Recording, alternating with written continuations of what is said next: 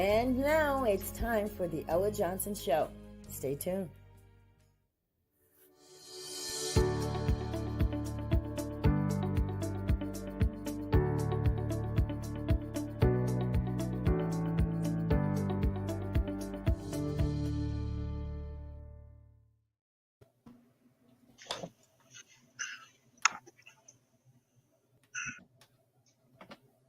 Hello, everyone out there. How are you? Welcome to the Ella Johnson Show. I am so excited to be back here again this week with you guys.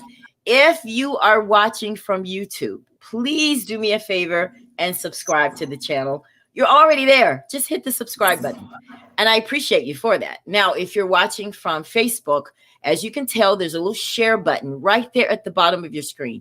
Just hit the share button, because we want to make sure that everyone, all of your friends and family, are tuned in to the Ella Johnson Show. Now, I am aware, and I'm so excited that I have people watching from Georgia, Alabama, Africa, Tennessee, wherever you are. We do appreciate you, and we welcome you to the broadcast. Now, I want to put my disclaimer out there. We're going to talk about some subjects that are probably tough to talk about, but that's what we do here on the Ella Johnson Show. It is Real Talk TV, where we can be on TV and talk real, right?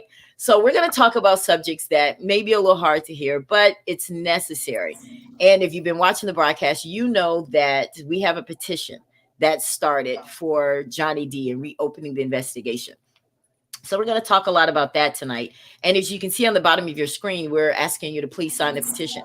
Now, if you look in the comments tonight, we're going to have it posted so that you're able to click on the link and sign the petition. But you want to know more about it. Now, these people that are sitting here with me, they're going to talk about it with me. I have Lori Dutton and Alan Malone here with me tonight.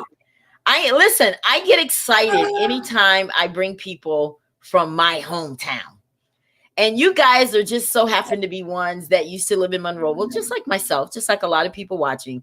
But you wanted to come on tonight and talk about this subject with me. Now, I have Lori. Lori moved from Monroeville in '84. And it was after her dad was diagnosed with cancer. And, they had to move to Virginia to be close to family. But she and I were cheerleaders together. Yes. You know that song? Yes. Good times, right? Yes. Good times. Yes. And her mom taught at Excel as well as Morrow Junior High School. Her dad was the coach at Patrick Henry. Y'all remember when it was called Patrick Henry? Well, in her professional career, she has, she went to school in Tennessee. And she's a graduate of the University of Tennessee and Appalachian State. And she earned her Bachelor of Social Work. She worked for the Department of Schools of Social Services in Charlotte, North Carolina for 6 years. So she has been working with kids, and that's really awesome. She's been a live-in counselor for 2 group homes, and she worked in foster care. Now, she did all of that until 2005, and then she got her master's in school counseling from East Tennessee University. And she's been a high school counselor ever since. You must really love kids. Just like mom. And we know that your mom is sitting over there. So I want to publicly say, hello, mom. How are you? I hate that you didn't come to the broadcast, but she's sitting in the vicinity. So that's good. Welcome to the broadcast, Lori. I appreciate you so much for being here. You're very, very welcome. Awesome. And then we have Alan Malone. Everybody knows Alan.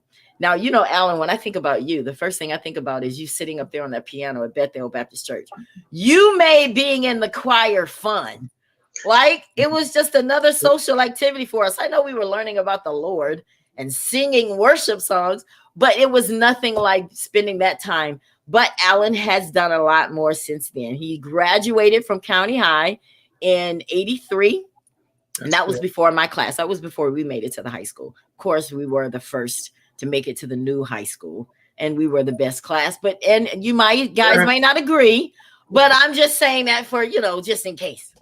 And he's a graduate of Tennessee State University and Alabama A&M University. He's a son of a preacher. Y'all already know, Reverend Malone. You see those Malone boys, it's almost like you treated Alan like he was a preacher. His brother is my classmate. He is a former director of the Student Support Services at Drake State Community and Technical College. And he's a former principal at Decatur City Schools. Now, why am I saying former? Because he has retired.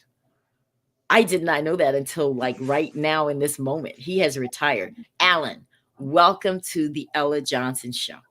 Thank you. It's good to be here. Very good to be here. Well, I'm glad that you guys are excited about our conversation tonight. But before we get started, now Deitra is trying to join us, guys. She's going to be with us shortly. Let me do this real quick, guys. I'm sorry. Because we want to make sure that she's able to get in. Sometimes people have a little difficulty getting into the broadcast, but we'll talk until she gets here.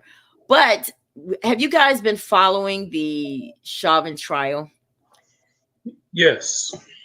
Now, I don't know about you guys, but it was a very emotional day today. And for those of you that are watching the broadcast, you as well know that it was pretty rough today. Very emotional.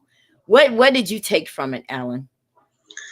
Well, this trial will be a very decisive point for the United States. However this trial goes, whatever the verdict is, so goes the United States. But what we also have to remember, we have allies, we have friends in other countries that are watching just as, tentatively as we are. They are just as concerned as to how this trial will turn out.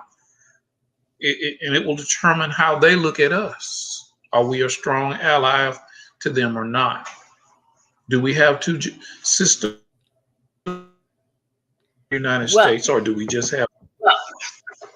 Well, I mean, Martin Luther King definitely said that we had two systems of justice, and I tend to agree with him. And I'm not just saying that out of my emotions. I'm saying that based on history and based on what we're seeing now. This conversation that we're having, Lori, it has nothing to do with what happened in the 60s. We're talking about 2020. A man was with a knee in his neck, is dead now because the officer could not control himself or his emotions and just do his job. So yeah, in the 60s, it happened a lot, but it's still happening. So I get very emotional when we talk about this subject, because I have people that tell me, Alan, since you're the son of a preacher, that we're supposed to just pray. We're supposed to pray, and we're supposed to just let God handle it. How do you feel about that? I mean, I want to pray. I'm not saying I want to be a rebellious hellion and not pray, but I just think that there has to be more. What do you think? Well, there's still an action word that goes. There still has to be action that goes with faith. Faith without works is dead. It's dead. So we can have faith, we can pray, but then we still have to go do our part. I'm so glad you said that. I agree. Do our part, Yeah. The harvest is plenteous, but the laborers are few.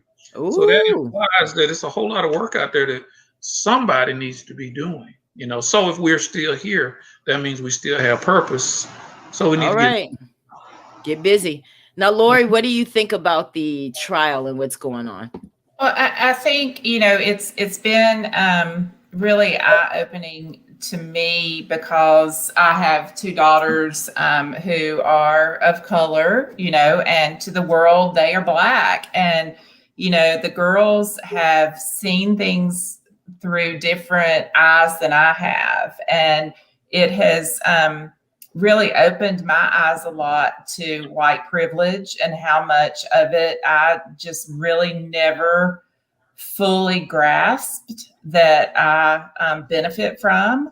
But it also has, opened my eyes even more about how much I have to speak out, just like with bullying. I mean, when you're on the sidelines and you don't say anything, or you don't do anything to stop it, then you're just as guilty, so it's really, something that's very near and dear to my heart. And I just, hope that things go in the right direction, but I'm so scared to think that they aren't. And that just really, worries me for my children and for everyone's children.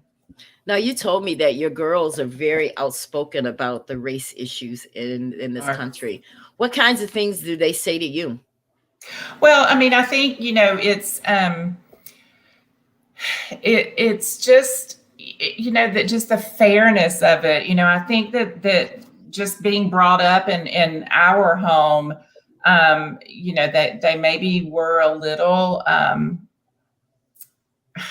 maybe they just didn't experience as much as, maybe I just didn't expose them to as much as they should have been. And now that they've gone off to college, they're just being able to learn and grow and, just develop their own opinions, but they're so strong-willed and they're so, determined themselves to make a difference and to, try their best to make a change in this world. And, I support that so much and I'm just so proud of them both.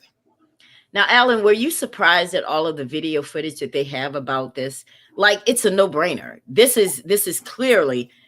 clearly must be a guilty verdict. Do you think it will be? If we base it on the evidence, and if we have 12 jurors that are truly jurors that are impartial, and they are going to follow their charge from the judge, this is an easy case to figure out. It's really nothing to figure out. There's really not a lot of evidence that needs to be pulled out. Just watch the video. And exactly. So now it's interesting that now they whet our appetites with the couple of videos that we had seen up until this trial started. Now that this trial has started, we're seeing videos now that help us put it all together. All of the pieces are just easily fitting together for a guilty verdict, in my opinion. Do you think it'll be a guilty verdict, Lori? Oh gosh, I absolutely hope so. I don't see, like you said, I don't know how it couldn't be.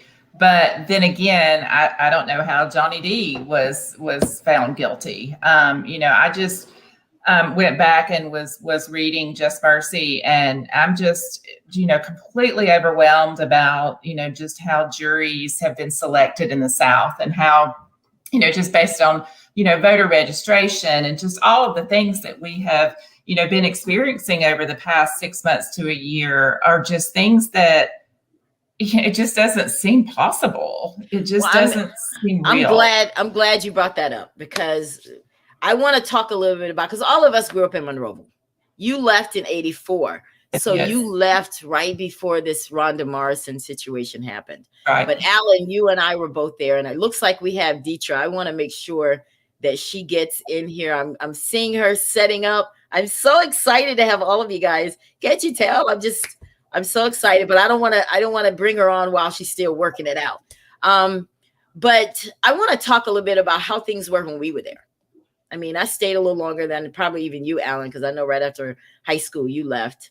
Right.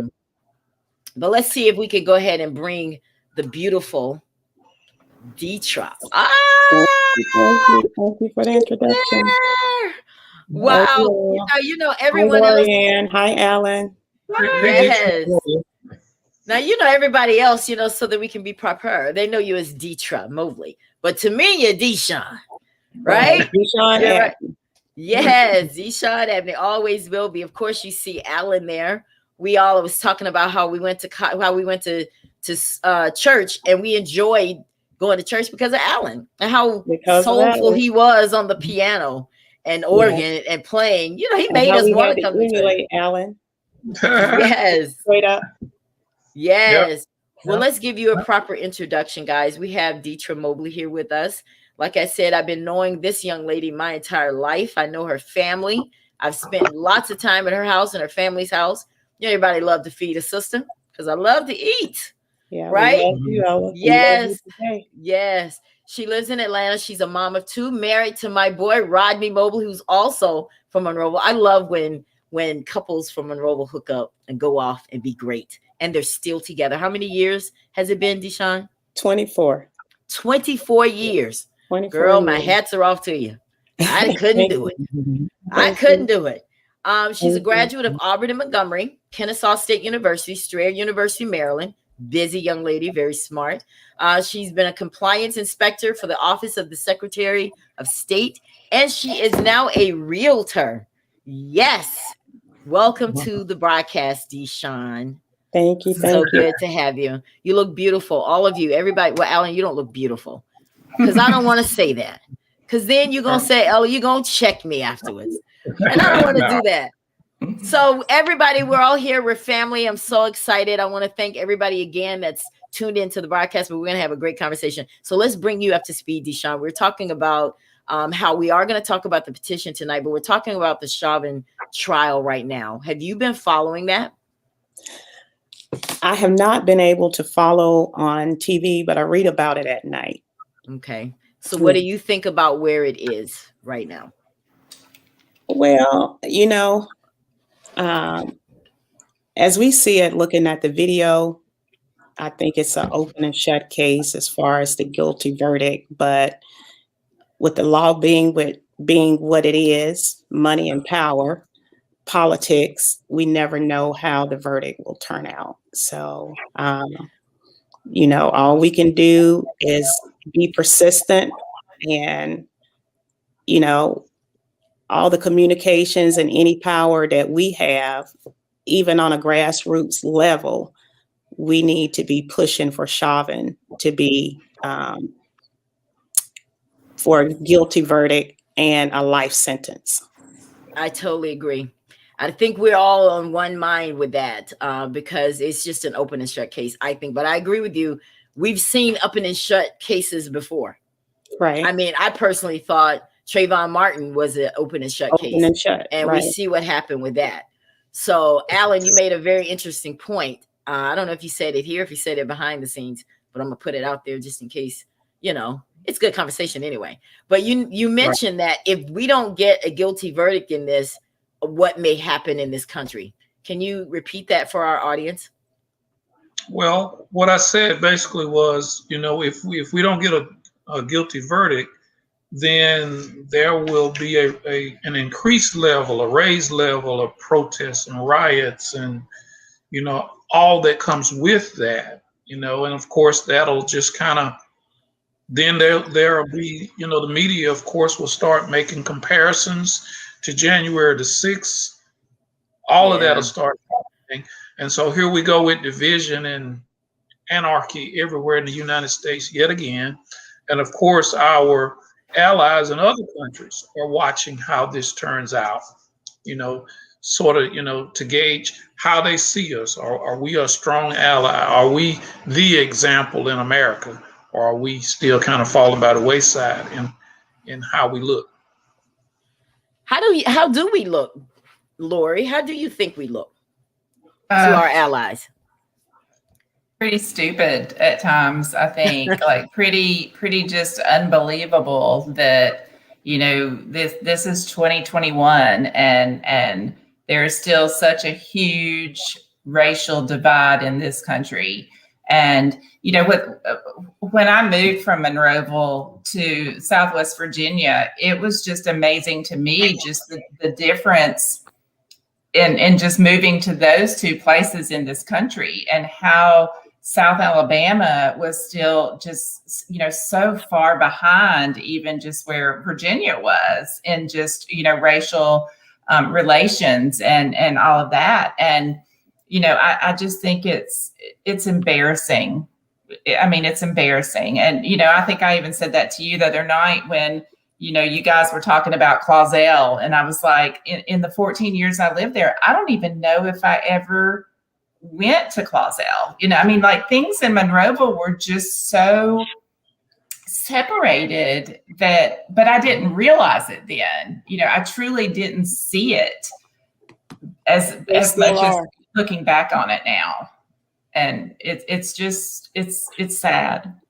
What was that, Deshawn? I say they are still divided. I can guarantee you 90% of the Caucasian citizens in Monroe County has not been to Clausell.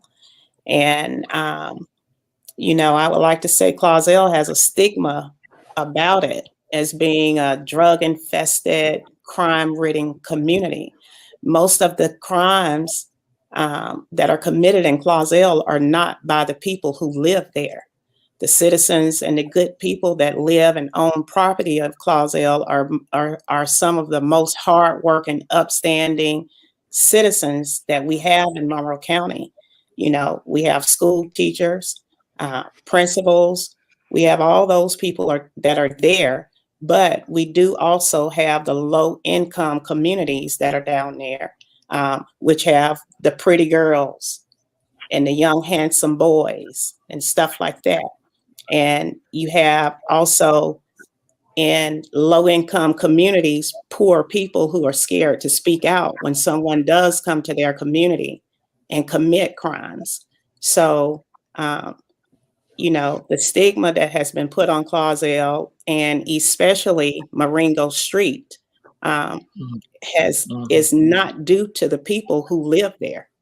And, you know, at some point, I hope that the local government will take note on that and try to change the disposition on Clausel, Marengo Street, the young people who live there, and everything. And because one thing about when you're looked at a certain way, sometimes, especially when you're young, with little exposure to anything else, it will make you conduct yourself that way. It makes you think this is what the world is expecting of me. So that may be more than what the question was asking. But I would like to say most of the people in Clausel are not criminals, should not be looked down upon. And I do think we should change the disposition when we think about Clausel and when we think about Marengo Street. Very good point. I'm just really shocked too that I learned so much after that. Just what the makeup is like, you know, like everybody went to Monroe County High, you know, but from what I've just some of my friends, like all of their children go to the academy now, you know, to go to Monroe Academy, and I'm like, well, you know, what's that about? You know, Monroe County schools were great as far as I was concerned, and you know, I just you know wonder, like, you know, just what's so different now? What's you know, it's just sad. Well, over the years, there's been a migration. So so there was a migration, and so then there was a separation. A lot of the racial divide. People start trying to get to excel, you know, and so then it created even more of a divide. But it's the student population that didn't necessarily realize what was going on. They were just living in the moment. They didn't know what was going on. So if you think our generation, we lived through it and knew, we'll say 30%, you can imagine how much this current generation just doesn't have a clue about what happened in the 70s and the 80s and the 90s. They really don't know. Right. Well, excuse me, go ahead, Alan. No, go ahead. I want to hear what you have to say. And if we rely on history books to teach us what history was, we all have been misinformed. Oh, preach. We all have been misinformed. I can tell everybody, thank God for Alan. You know, Alan wasn't wild. Alan didn't talk in church, chew gum, none of the things, you know, none of those things. It was me. You know, and so, like I said, we were taught to emulate Alan and, you know, sit up straight and things like that. And now when I look back, I really do appreciate that, because when I did get outside of Monroe, you think back, well, let me start, you know, acting like Alan. These people are sitting up straight, different things like that. But the church provided me with over 50% of my exposure to the outside world. I had an educated pastor who had been a principal, who had taught. He was a good family man, and he was really in his. Pastor John W. Floyd has helped prepare every child in his church. He made sure we took He made sure we all were able to take music lessons, whether we wanted them or not. And music It's does true. something for the mind. It helps you to learn. It helps you to grow. We were all able to do those things. He took us to vacation. He took us on vacation. Some of us would have never been exposed to the beach, would have never been exposed to Florida had it been not for Pastor Floyd. In addition, the church made sure we knew our history. We were being taught white history at school. And even as a child, I realized the history that I was being taught in school did not align with what I was being taught at church. So I think, any of us who has any avenue to teach any young child, we need to be teaching our Black history. Kids are not being taught Black history like they used to be taught. We had to go to the Black History program every year in January, the Dr. King program. The Dr. King program, from my understanding, in my hometown is not, it's not a priority anymore. But those little things that we took for granted, going to the Yes. Dr. King's program, Yes. learning the speeches, all that good stuff, it has helped us to become who we are now. And now we look back, and I'm going back to another show I listened to, Ella, and we was talking about what may be going on with the youth. The reason why they may not be following some of the avenues that they could be is because they don't know their history. They don't know that traps have been set for them coming out of their mother's womb. If you are a Black kid, if you are a Black person, traps have already been set for you to fall into. And so we have to let kids know that. We have to help them navigate around that, and those are one of the main things I think that even with the Chauvin thing, when we listen to all of that, you can see that George Floyd, he might have had a little problem here and there, but those traps that he fell into to get on drugs and all those things was set for him before he was a grown man, before he was in the 4th grade.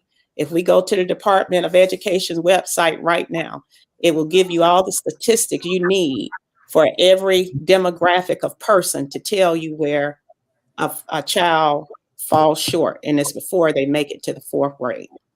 So, I'm glad that Deshaun is bringing that subject up, because that came out in the Just Mercy Johnny D situation. If you guys remember in the movie, when he first met with Brian Stevenson, he was trying to tell him a little bit like, you don't know where you are. You're in Alabama. They don't care about anything. From the moment you're born, you're guilty. You're guilty. And I don't think, now when you hear that, Lori, because you have biracial daughters and you have an African-American husband, how does that make you feel when you hear us talk about that? Again, it's hard for me to comprehend, because I've lived in this, I'm a white person, and I've never had to fully experience it. And, even like you were talking about with Trayvon, and, I'm so glad that I don't have boys, because being a Black male in this country is so difficult. At least, I'm not having to suffer that every time my sons leave the house because their skin is darker.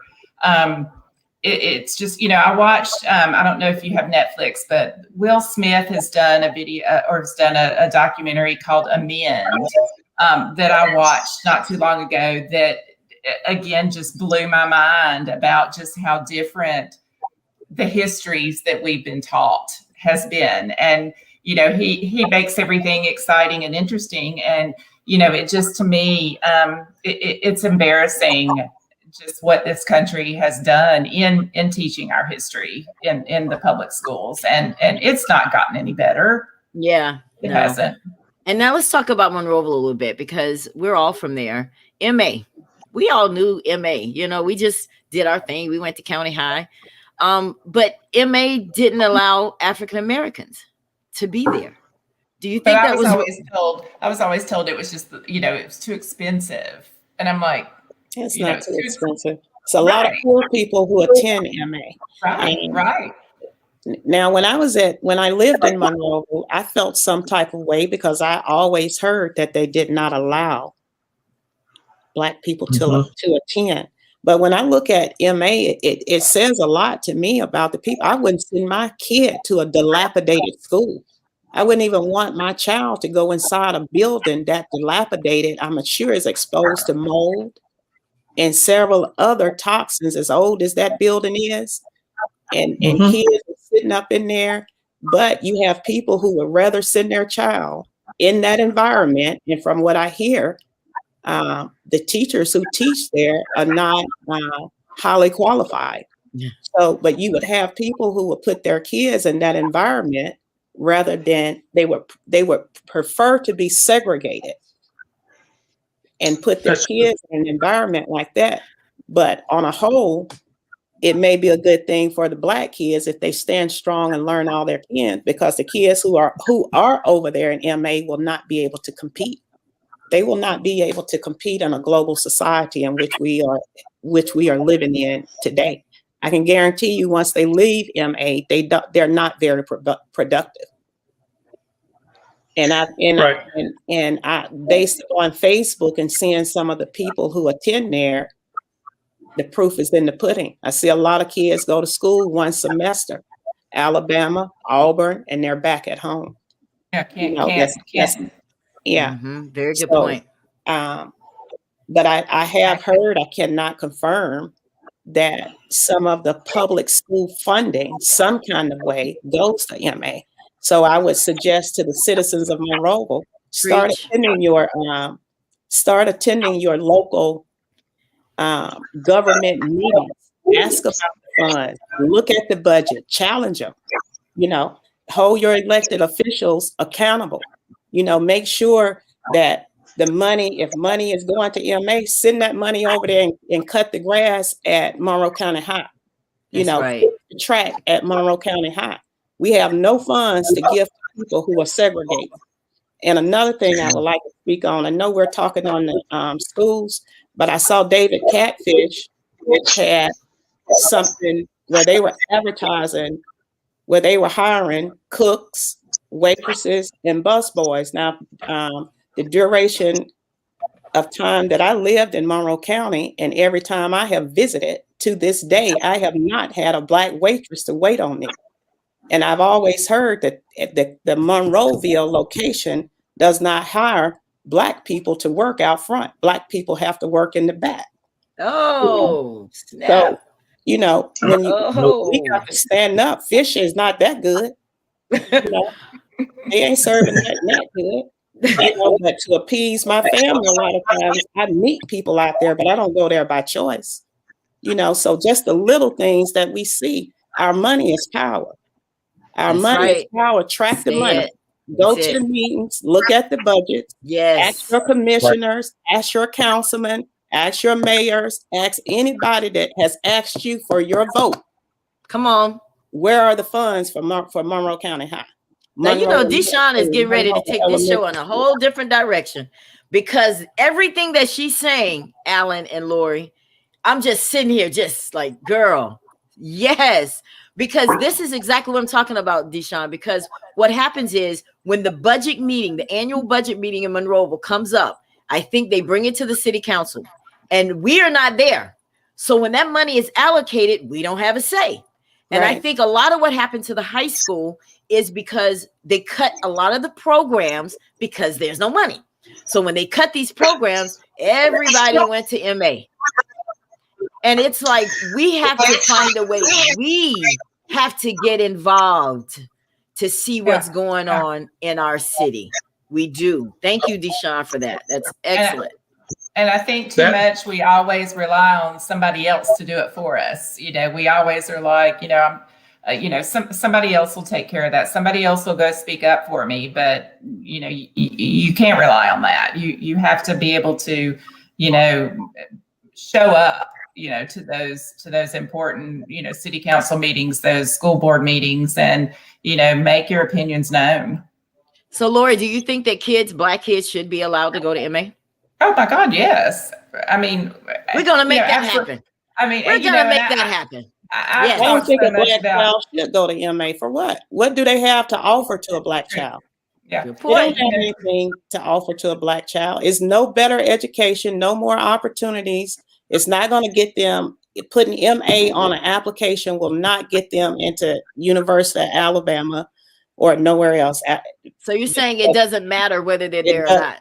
No, now Well- MA may need to just step up, maybe for the sake of Monroe County, to say, yes, we have moved past certain racial barriers. That's what I'm But talking about. I'm the class of 1991. I think I heard you say in one of your shows, or I heard someone say that Marsha Dean had Yes. coordinated a phenomenal class reunion, Mm-hmm. and it became a divide with the Black and white. Yes. We have something similar, not quite that, in our class. We're not really united, Black and white. We tolerate each other, and so, but where we are going in our global society, economics is the key. And so I suggest to all kids, not just the Black kids, I'm for all kids, Black, white, green, yellow, Hispanic, Armenian, Russian, whatever you are, I'm for all kids. What we have to do is provide opportunities, education. Very good point. That it's wrong to hate. Teach that it's wrong for us to mislike or distrust each other because of our differences. Lori, I have a question for you there. Kim Okay. Abney wants to know, what were the graduates of MA like in college? Gosh, I really don't know, because I didn't, when we moved to Virginia, I ended up going to school up in Tennessee, and I'd always wanted to go to Auburn, but I didn't, and now I have a daughter at Alabama, but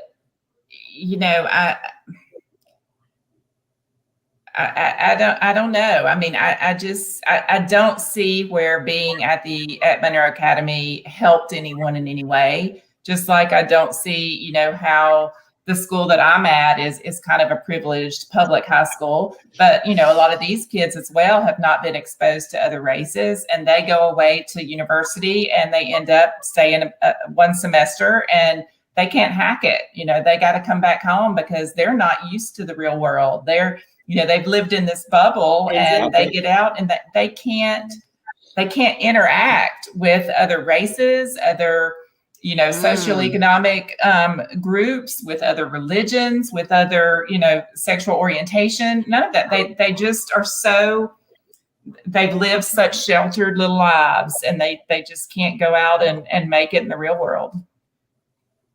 So, Alan, you wanted to add to that? Where do I start? I just really love this conversation because we have to put the powers, well, I'm not going to even say the powers that be, but the crowd that cares. We have to educate them so that they understand how they can get a seat at the table. The problem in Monroeville is the seats are empty. There's too many empty seats at the table. We don't have enough people in Monroeville right now that are really ready to roll up their sleeves and go do the work. We won't come up until they come out. They have to come out and come to the table.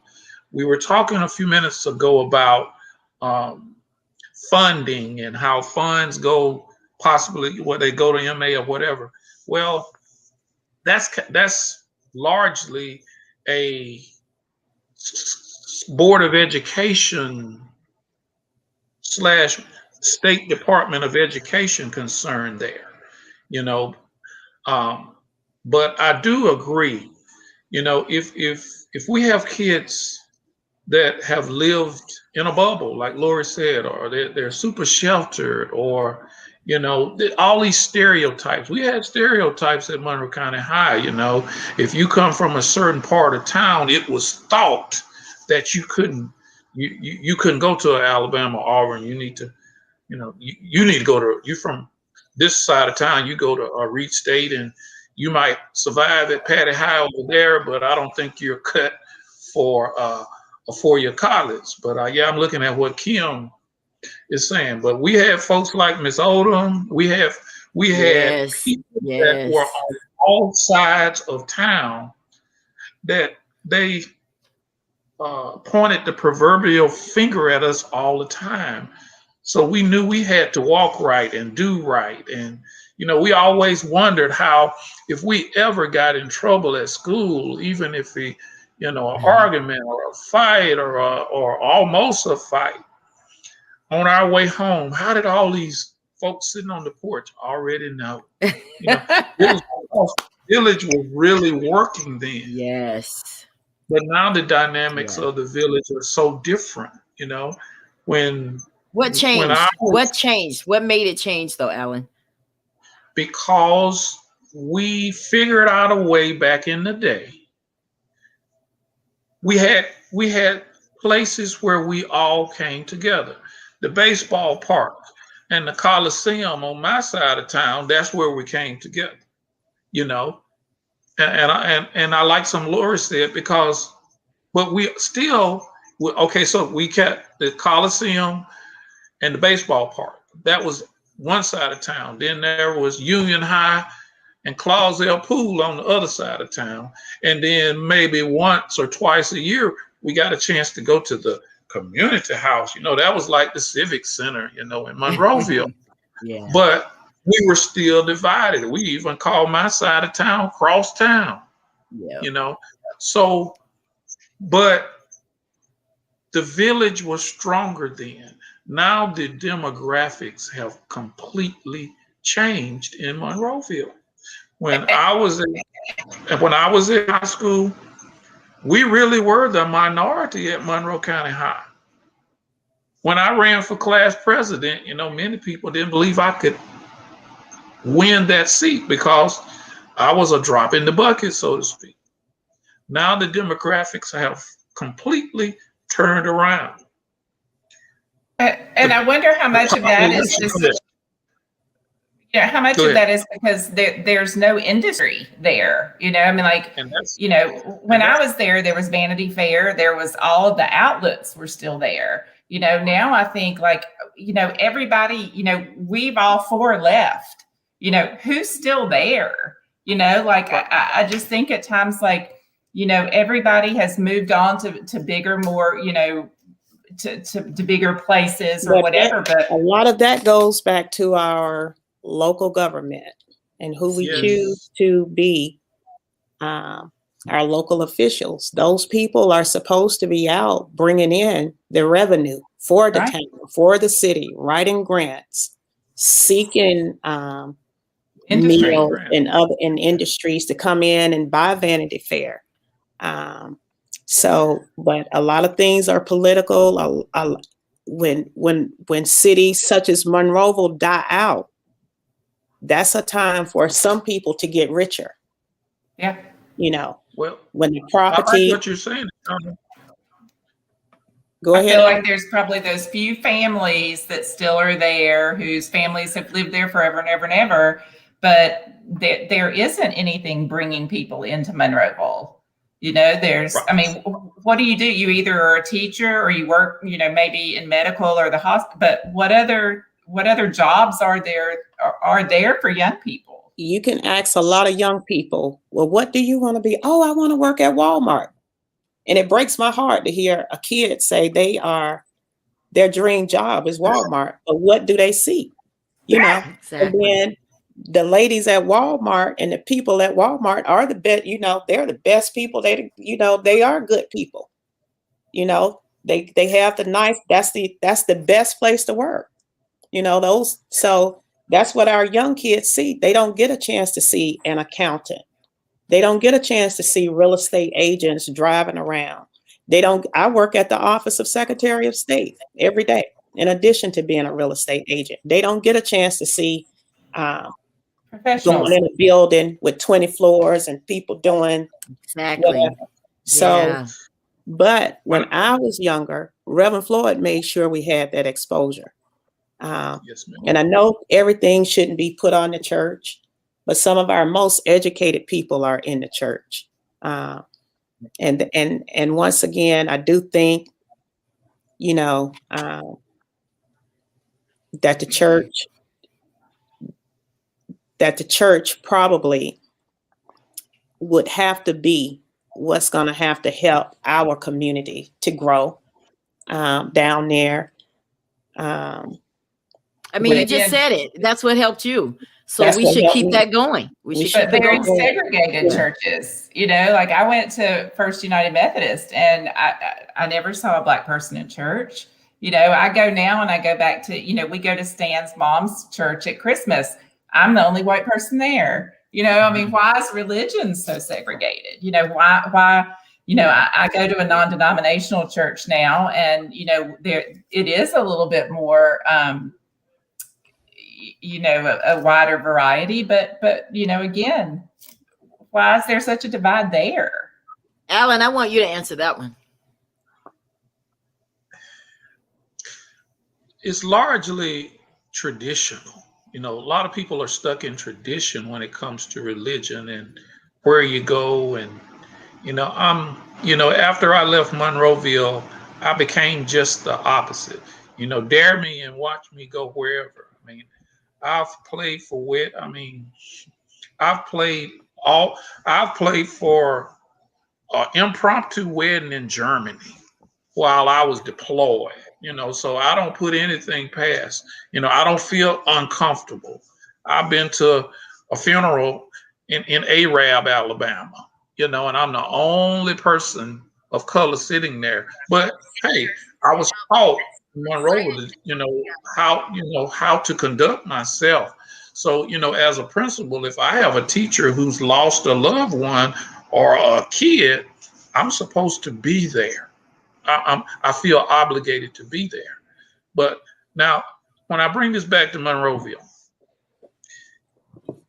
local government, we have to have a local government that can get old money and new money to the table. So until we have that to happen, we're not going to have any industry. You know, whenever we do things that don't make sense, like, okay, so if we're looking out for Monroeville, they allowed the Vanity Fair buildings downtown to be torn down rather than be sold to somebody else that could have opened business there. Right. And then and probably will allow some citizen to buy the property and profit from it. Correct. That's correct. That's correct. You know, I'm still trying to figure out, okay, if we're trying to bring industry to Monroeville, why did you change the flow of traffic through town? Why did you change that flow? You remember where, you know, so now you can't, you used to be able to just drive straight past New Martin Cleaners and straight on past Cannon and keep going. Now you got to go and, you know, they built this thing, it just makes no sense. So it's harder for us to have business to come to town because you've already changed the flow of traffic. It makes no sense. It makes no sense. So we got to have, as a matter of fact, I'll tell you something that I did after Mr. Andrews won. I called the mayor I reached out to him on Facebook, the mayor in Evergreen. Right. Stanley Stallworth. I reached out to him. We were at A&M at the same time. Great guy, president of SGA, lawyer, whole 9 yards. I reached out to him and I said, hey, so proud of you. It sure would be nice if you would reach out to Mr. Andrews and you all work together to bring industry to Conecuh and Monroe County. I just felt obligated to do that, and I did that. So I'm hoping that meeting will happen, that collaboration will happen. But until that happens, there will be no new industry. You know, they had a plan to bring in all of those outlets and tear down and tear up the baseball park. Now, if you've been home lately, you know what it looks like.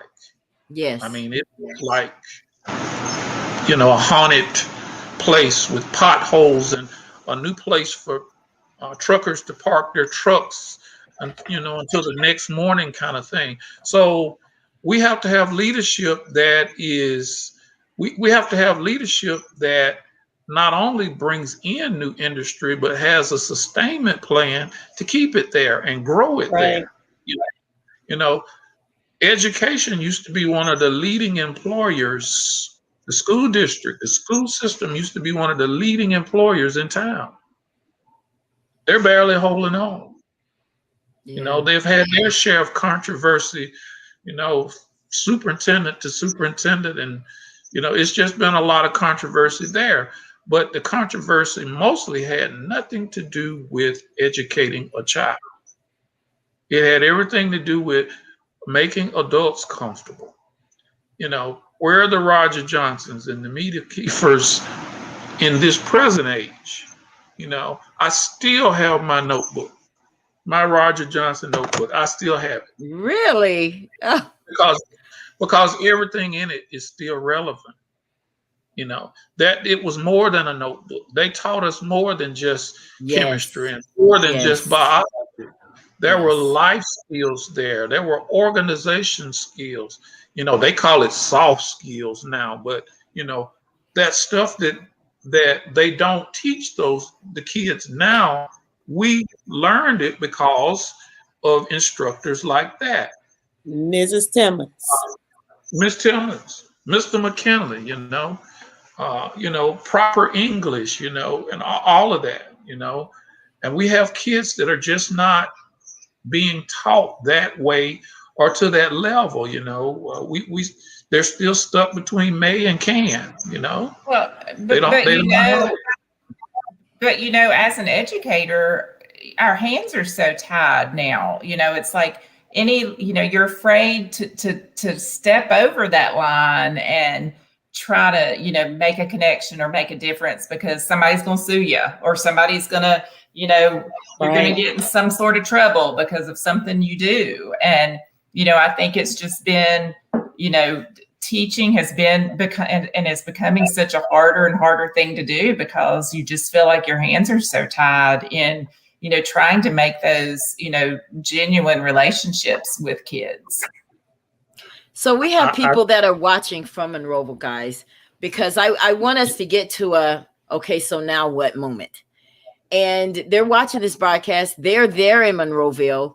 And what we're trying to do is let them see that a lot of you kids are really missing out, because we really had, like what Deitra said, we had a really strong upbringing. I mean, we had everybody impacting our life. We had the minister, we had the schools, everybody played a part. And look at you, Alan, you still have your notebook from Mr. Johnson. That's how impactful they were. They don't have that now. How do we get back to that? Where do we start? Where do they start? So that they can start having these same experiences or better than what we starts with me. It starts with me. Every little $10 that I can invest in anything that will promote a child from my street, it starts with me. Right. I agree. Yeah. Relationships. I think that, we have to take that step and show each other that we care, and that we, that we each other matters, and instead of trying to just remain such an island. I mean, we have to get together and get to know each other, and get back to where we went to the Babe Ruth games and the baseball games. Yes, and did all those things that were that just make me look back to my childhood and look at it with happiness, versus just being so separated. Well, I think that is very good, and I think what we're doing is awesome. This conversation, we have a good conversation going here, but there's this elephant in the room. And it is, yes, Deitra. I have a question for Lori. Did you attend MA? No, absolutely not. No, my mom worked at Monroeville at the junior high, and my dad was at Patrick Henry. And yeah, no, it would have never. No, it just was never. I used to stand on her shoulders. I used to stand on her shoulders when I had to do a headstand. Girl, Yes, I probably couldn't stand up there today. I'm just saying.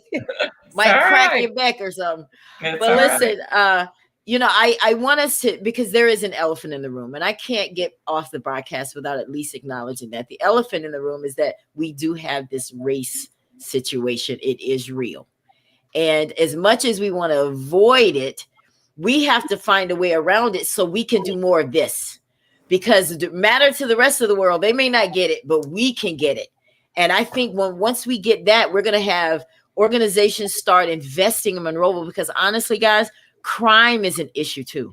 Businesses find it difficult to want to come into your city when you got a lot of crime going on.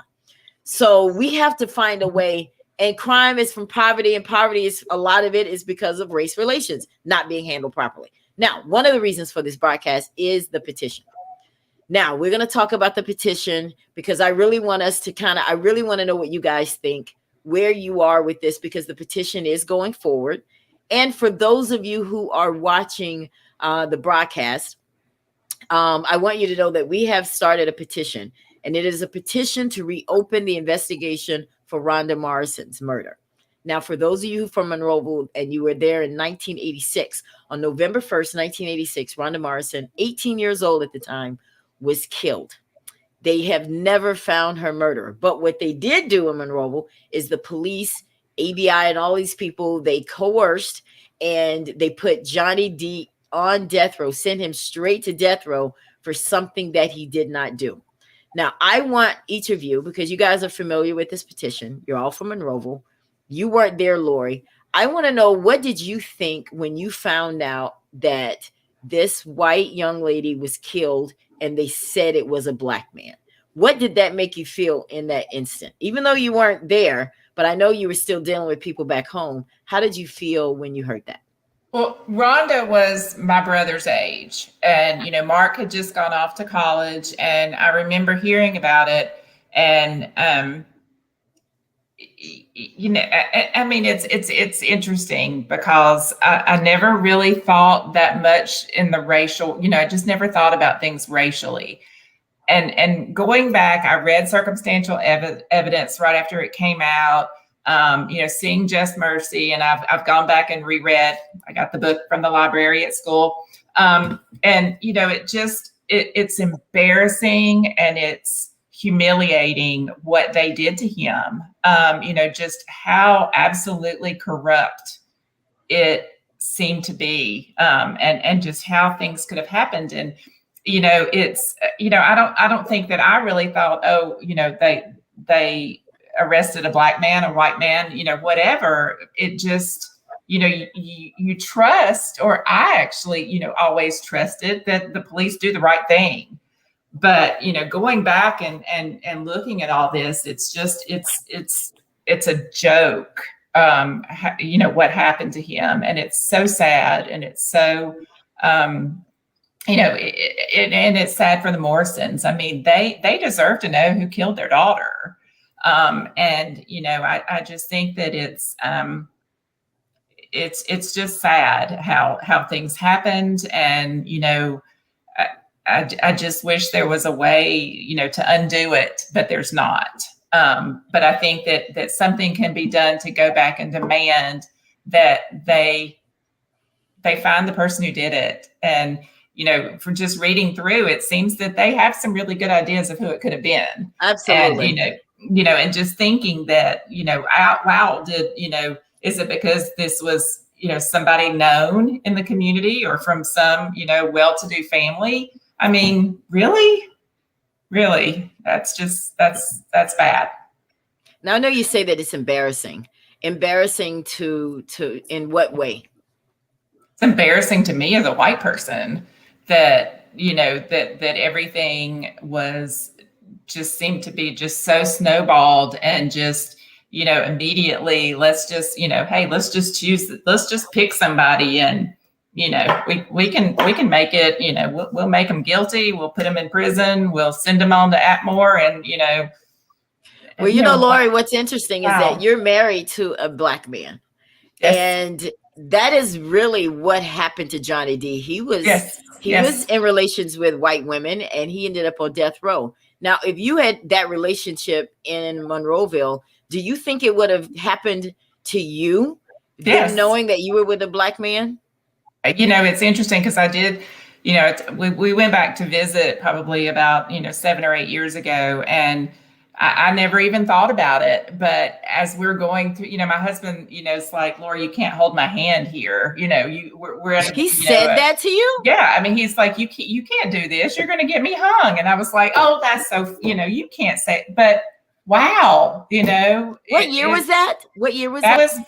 That was, gosh, that was 2010, 2011, you know. I mean, and I took my girls to visit down there, and, you know, we went to the old courthouse. I mean, you know, because this is where I grew up, you know, and I wanted them to see it. And then, you know, just now looking back on it, it's like, you know, I'm sure as we drove through town, people were probably looking at us, you know, and yeah, I mean, it probably would have been a very, you know, I mean, just interracial relationships, I'm sure in Monroeville are still looked on very differently. You know, I love who I love. And that's right. You know, and it's just. Well, you have a beautiful family. You have a beautiful mixed family. Beautiful. Now, Deshaun, what did you think about this situation? When I was younger, I didn't believe it then. I didn't think that a Black man could kill someone on Highway 21 and get away with it. I just, and then I didn't know Mr. Johnny D very well, but I knew he was an older man at the time. And I didn't think that a Black man could kill someone on Highway 21, as many miles as Highway 21 is to his house to Excel. It runs out at Cannon, and no one caught him. I did not believe that. Not a Black man. I didn't believe it then. I don't believe it now. And after seeing Just Mercy, it wasn't until I saw Just Mercy that I realized he was taken straight to death row. I think that was the most hurtful thing I saw in the movies. And I think that Monroe County, whatever they paid out, they did not pay enough. They robbed Mr. McMillan of his life. They robbed his family of his life. Due process. I mean, how was he taken to put on death row when he had not even been tried? He had not been convicted. I mean, he had not even, you know, been in front of a jury, and they put him, you know, were they trying to protect him? I mean, you know, why? That's what they said in the book. They said that in the book, that they put him on death row for his protection. They sent him to an early grave by putting him on death row. They did. Yeah. Yeah. Alan, I want you to answer that. What do you feel about the Johnny D situation? If it can happen anywhere, it would happen in Monroeville because of the stigma and stereotype that has gone on since we were pretty much born there, you know. So, you know, until we have the right people in place, nothing that we're talking about tonight will change. You know, I love acronyms, you know.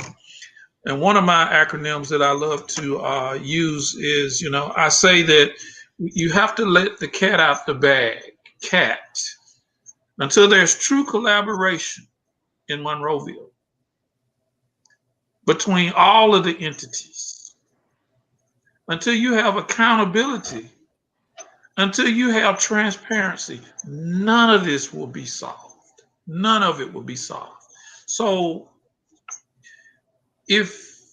until the mayor starts to have some collaborative sessions on different sides of town, or, I mean, has there been a virtual collaboration session on anything yet since he's been in office?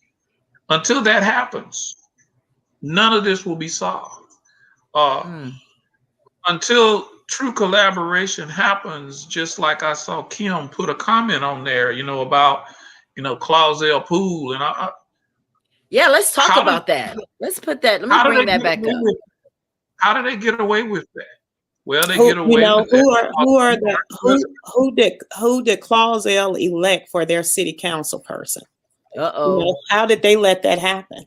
If Mm. even if the people who live in Clausel did not attend the meetings, they elected somebody Mm. to have a voice you for them. Why would they Yes, let that honey. happen? Yes. They know that most of the kids now, from my understanding, it with the YMCA, it's a nonprofit organization, and some people can attend the YMCA. I think maybe for free, or I don't know how that works. I attend the YMCA. We pay $80 per month to attend here in Georgia, but it encompasses a lot, including childcare for $80 a Right. month for 2 hours a day. So, but has nothing to do with Monroeville. Back to Monroeville. Like Kim said, most of the kids can't swim because they're not members. Why would they let something like that happen? They know those kids can't afford to go. Well, number one, they can't make their parent pay a monthly fee. They can't That's make right. their right, parents do that. and But they they have want multiple kids. say Like I that said, again. and they have, if there was a $25 fee, and and you're a parent, single parent or a couple, and you have multiple kids, then you're Right. talking 4 or 5 times 25. If that was the price per month or whatever, those families don't have that kind of money. No. So you once again, it tickles me when I read the Monroe Journal every now and then, especially around election time, Oh, and everybody's running again. And I'm like, well, what are you running on? There's still dirt roads. Everything's still the same. What are weak. you running on? What's your platform? And I began to think about how, that wouldn't work in Huntsville. That platform wouldn't work in Huntsville, but Because people are electing their friends, people they went to school that's with, people they go to church with. They're electing them without demanding to know, well, what are you going to do for us that you haven't done in the last 10 years you've been there? No one does that. And you're right. Until that changes, that mindset changes, nothing is going to change that we're talking about. And I don't want it to be that we care more than they do. But I wanted to that's start the so we problem can right get there. it. Yeah. Yeah. That's the problem right there. We care more. It's almost like, I can't go back to Monroeville. Why? They not ready for me. Now you can talk to 100 people that don't live in Monroe that are from Monroe. You're gonna get a version of what I just said. Oh, they're not ready for me. I can't go back there. No. That's Let's what all you're go gonna hear. back. Let's And Let's so all all go go now we back. are. back. Deshaun, you ready? You Let's do ready? Well, that. like I said, it does start with each of us individually, to come together collectively. But when I speak to a lot of people in Monroeville, a lot of them don't see a problem with Monroeville. I think because we have exposure to outside of Monroeville and we see some things, more opportunities that could be there. But a lot of the people don't feel like they have a problem, you know. And that's So and that's because for so many years they have become complacent. they complacent and adjusted to mediocrity. So, if you bring a new idea in, oh, get away from me. We good with that. We good with that. So Or you'll be told not to come back like they did me. I received a letter right, from the city council, and I brought it up on my show one day. They told me we do not need you or your concerned citizens of Monroe County in this building. And I responded and I said, I'll see you there. I took my last 2 days that I had and I went to Monroeville and I sat on the front row in a burgundy wig because I wanted to make a statement that you are not going to tell me what to do. This is a public forum that anyone is allowed to be at. And I did that to prove to people in Monroeville, you can do that too. I don't just talk about it. I go there and actually do it. And for the record, Kim, I have been trying to get the mayor. I have been trying, and I'm just going to put it out there for a couple months now to get an interview with him. I've even sent my questions. So I'm hoping that he will take advantage of the opportunity to speak to his people because a lot of them are watching. so that we can find out what his plan is. I'm sure everyone wants to know. Now, since we're talking about the mayor, I took the liberty to go on the internet to find out, because I want to know, what is the climate like in Monroeville when it comes to politics? I see that your elected officials on the city council, there's 3 blacks, 3 whites now. So they're split down the middle. I know exactly who they are. Then I see that Mr. Andrews made a comment that he feels that, yes, despite all the racial tension and issues that Monroeville has had, it's changed. I think that we've moved past it, is what he said. When did it change? Well, that's exactly what I want to know too. So let me just show you guys something. This is what I brought up too. Never mind. I'm not going to show that yet. That's about Just Mercy. But anyway, yeah. So that's his feeling. What do you think about that, Deshaun? Well, I mean, I still see the young guys still trying to sell drugs. I hear about a shooting every now and then. I still hear there's a lack of opportunities for the 18 to 25-year-olds. There's a lack of things to do for the 18, 25-year-olds. And I know we were taught in church to stay busy, don't be idle. Wednesday night Bible study, Thursday night choir rehearsal, Saturday practicing for something. Sunday got to go to church all day if you want to go to the skating rink on Sunday night. But we were taught to stay busy. It's a lot of idle time in Monroeville, and it's going to take the educated and local officials to create something. I know it's maybe saying that some little nighttime game place, that's not the government, but if you want to keep crime down, you have churches, game places, clubs, or whatever you want to call them. If you study economics, all that balances crime. That's correct. And so we have a lack of avenues for the youth to get out and exert their energy. And then you have these young entrepreneurs who are choosing the wrong product. From my understanding, they do have some programs in Monroeville for the young people, but even us, that have a little something, have a little education, it's going to take us. If the young man walk by us and do his nose or not speak, it's us. We know better. They don't know better. Speak to them. Hey, how are you, young man? You look good today. That's right. We got to go back to being teachers. Right. All right, guys, I want to get back to the petition, because this is very important, because I really want to drive my point home why we started this and why it's necessary. I appreciate you for saying that. I think it was Jackie just said that on the broadcast there, but yes, I agree. Kim, you made a very good point. And that's why we're revising the petition a little bit. Before it was, we want you to apologize. We want the right person to be charged with her murder. But now, after speaking with some people last evening, my team, and then my guest next week, we are adding to that we are going after Tate. We need the people of Monroe County to be held accountable for what they did also to Johnny D. Because it's one thing, yeah, you may have paid him. It wasn't worth it, like you said, Deshaun. It wasn't worth whatever you gave him. But now we need to make some people accountable. I know that Brian Stevenson did try. I do remember reading about that. He did try to make them accountable, but they were protected with immunity laws. So maybe we need to get together and find another way around that, because that's what stopped them before, immunity laws. But there is no way in the world that these people should have been able to put this man on death row without a trial. Now, I know they had judicial override. That was one of the things in Alabama that allowed Judge Key to do that. I get that. But nonetheless, Johnny D was sitting there and he didn't do this. He didn't even know why he was in there. He's still wondering, like, well, what did I do? And the fact that he was in a relationship with a Caucasian woman, that shouldn't have been enough, because that was going on a lot in Monroeville. The relationships. I was in a relationship with a white guy at some point, but it was probably because it was so quick, they didn't have a chance to find out about me. But nonetheless, I think that we got to talk.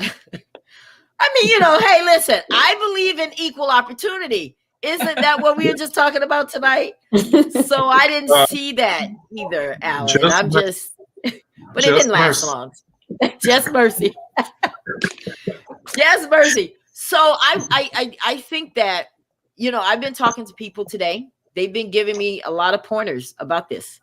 I personally believe that this case is going to get cracked. I believe that with everything in me. Thank you, Kim. Kim said he signed it. Thank you so much for signing the petition. I think it's going to get cracked because, like one of the people on the broadcast here said, that Pete Early has come close to naming the killer than anyone. And if you have read Circumstantial Evidence, if you have not read that book, you have to read the book, because on April 15th, he's going to be right here on the Ella Johnson Show, Pete Early himself. And we're going to dig into that book. Because I'm going to have a lot of questions for him. And then the night after, we're going to have a reaction. I want people to come on and ask their questions. But anyway, and thank you, Denise, for signing as well. But he came close to it, and he shared some stuff with me. The killer, I do believe, is still alive. I believe, Ella, Yolanda Johnson, I believe.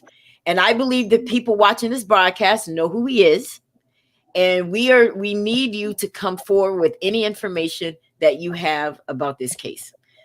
Rhonda Morrison's mother was in the Monroe Journal, December 2020. Recently, I brought that up on my show, where she is still wanting answers about her daughter's killer. Now, guys, this is not an issue where it's a black thing or a white thing. This is our thing, because look at what can happen as a result of this petition. We signed this. We come together. We are making, now the black community is definitely making a statement, because what we're saying is don't try it again. That's what we're saying, because we allow white America to make statements to us all the time. And how we respond a lot of times is we pray about it. We say, you know what? We're just going to let God handle it. We're just going to keep forgiving. And we are sitting here now in 2021. It happened in 2020, where a black man a knee was driven into his neck and his life left his body in broad daylight. And you want to tell me that those prayers are working? I don't think so. Now, Alan, you're the son of a preacher. You probably heard a lot more sermons than I have. I'm sure you have. And I want you to come to me from a biblical standpoint on this petition. If we're headed in the right direction, should we let bygones be bygones? Because those are the words that people have used to me. Well, Ella, don't open up these old wounds. Just let it go. I want to hear from you on that.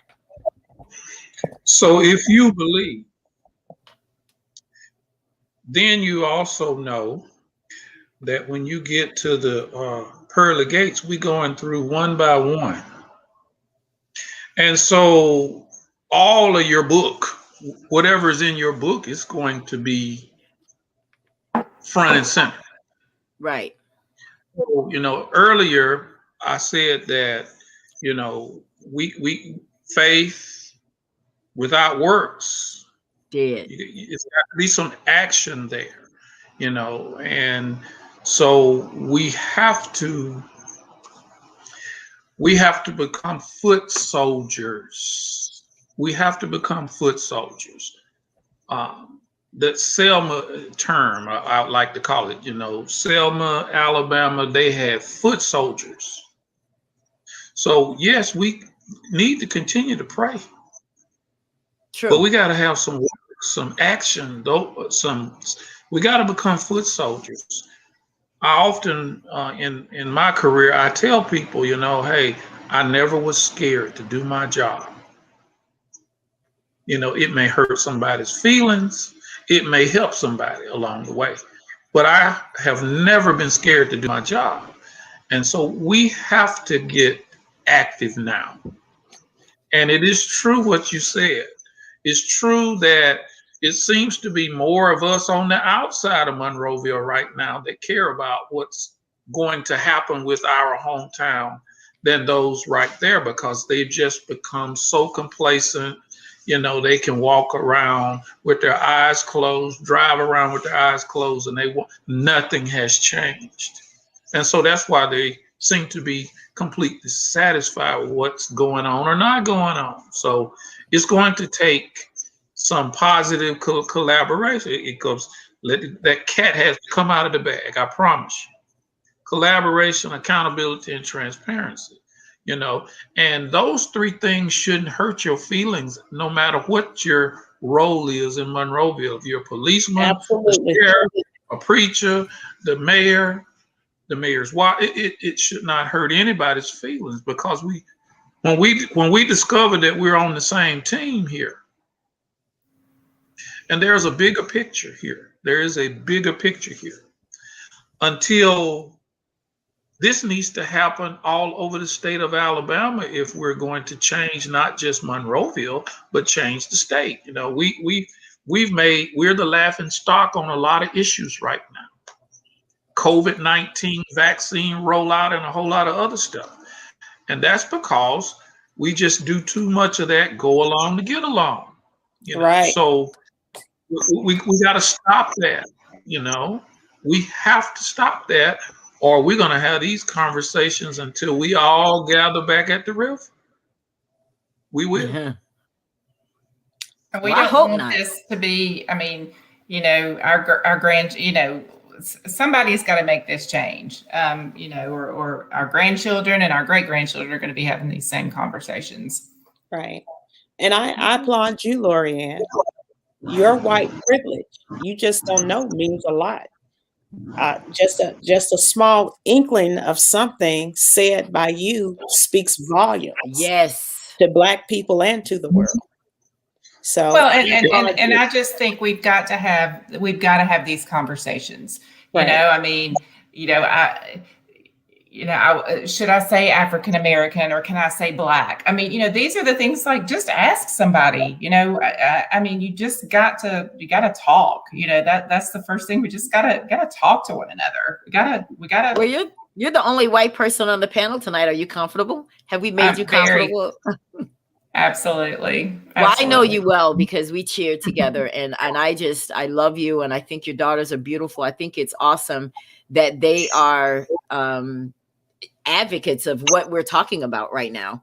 And I love that. And I think we should use young people. So I would love for your daughters and, to get involved and start reach the young, because I don't care who signs the petition. I don't care if your dog signs it. If he has a name, put his name on the petition. I'm just saying, y'all getting social security numbers for your dogs and stuff now. But I'm just saying we need everybody on this. We really do. Because that's why I want to have a diverse show so that we can reach whites and Blacks. This is not just a Black thing. Right. And I do think you should do something. We shouldn't wait until a knee is on a neck. Yeah. I think what Mr. McMillan went through was enough. He should not have had to be killed. And maybe if we had been stronger back when it happened, he would not have had to go through so much, but we didn't know. I know I didn't know. I didn't even know he went to death row immediately. And a lot of people don't. I'm signing the petition for that. If nothing else, he should not have been sent to death row. He was wrong. He was robbed of his life. I can't imagine somebody, even if they don't burn you up, how long could you live after sustaining that? Of course. So yeah, because early dementia is what physically killed him, but I think the system killed him way before then. Well, and they said that the early dementia was brought about by post-traumatic stress, but by all the trauma. People around you being executed. I just can't even begin to understand what he went through. And from reading the book, he was close to the place where they called it Yellow Mama or something like that is what they call the electric chair. And he was close to it. And Pete Early's going to bring a lot of that out, guys. Listen, when you watch what's going on in our country now with George Floyd, watching this trial, reading the story about, because I'm still reading circumstantial evidence, and it really does something to you. It makes you tell people to hell with you if you don't agree with what I'm trying to do, because it has to make you angry enough to do something. It has to make you, it can't be that thing with child. I'm not getting involved. I don't want my name on nothing. I ain't getting fooled up with this mess with Ella. This is not about me. Okay. This is not about me at all. This is about the movement that we need, because we need something that's going to say Monroeville is not just about To Kill a Mockingbird, for crying out loud. I mean, it's just, yeah, Kim says it was cruel. And yeah, so he could smell it. Exactly, Kim. Very good point. That's because, see, I don't think a lot of people understand that both of these men went to death row. You guys realize that, right? Right. Ralph Myers and Johnny D. They both went because they were both being charged for murders. You know, the woman in Bruton and all that. And they sent both of them there. But one of them got out, and it was Ralph Myers. And it was because he agreed to testify against Johnny D. He got his way out. Right. So, you know, I want to make sure that people understand what this is about. We want to hold people accountable. I know it's 34 years. Medgar Evers' case was 30 years old when they finally went back. So if they did it, we can too. There's nothing wrong with standing up for what's right and still serving God at the same time, because the Bible is teaching us to do this, because the Bible tells me who I am in God. Well, then if I am that, then I can't allow with the world to dictate to me something differently. So if I am the head and not the tail, then why are you always trying to put me at the back? Why am I always having to wait until the by and by before I get mine? No, I want mine right here. I don't believe that Jesus died on that cross, Alan, for me to have to wait to die to get mine. I'm just sorry. No. God said Jesus said I came to give you life and give it to you more abundantly. So if abundant life means I'm supposed to experience the same things that other people who have abundant life are experiencing. And it shouldn't have anything to do with the color of our skin or what part of town we grew up on. And I want to say to the people in Monroeville, wake up.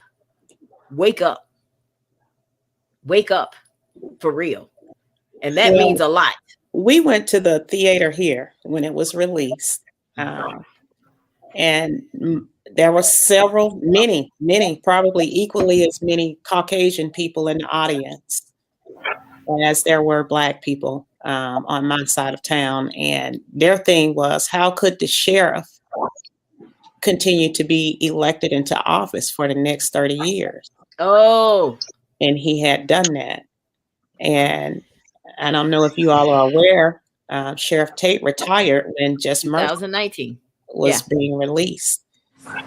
So as a person that kind of knew Sheriff Tate, you know, I don't know if Sheriff Tate realized he had done wrong and was attempting to repent in the way that he operated from when that happened up to his retirement or not. But what I can say about the citizens of Monroeville and Sheriff Tate, he was able to continue to get their votes because he was approachable.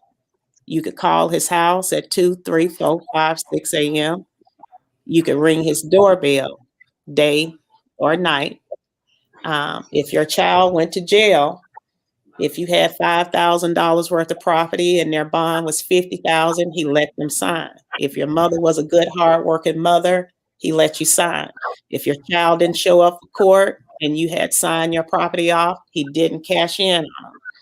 If you needed $1,200 to pay your mortgage, he lent it to you. So, you know, I don't know if he did those things for the citizens of Monroeville. Could be. To try to repent for what he had done to Johnny D. Because I also saw in the movie where Johnny D said that he crossed Sheriff Tate's path and all they did was they gazed at each other and say anything to him. And, you know, the first part of repenting is to apologize for what you've done. So I can't say that, but I can say maybe he bought the vote, but people continue to vote for him for another 30 years. And I think that that's why they did continue to vote for him. You know, what do you think about that, Alan? What do you think about that? That for the next 30 years, he was elected after all that had gone down in 86 and 87. Well, you have to think about the mindset of the average citizen in Monrovia. You know, they still go along to get along, you know, creatures of habit. And, you know, they just kept doing it because they're creatures of habit. You know, they don't, I don't have any problems at my house. Where's the lever? Let me pull it. You know, that's kind of their mindset, you know. And well, and some, you know, well, nothing has happened in 30 plus years, you know, why should I care, kind of thing. So it just continued to happen. But I do agree with Sean, because, you know, if you ask the average person, because I actually did kind of, you know, of course we got friends in Monroeville that we can, you Of know, course. ask some questions, you know, Right. and, you know, what you know, let me pass this by you, kind of thing. And they said, they all said the same thing about Sheriff Tate.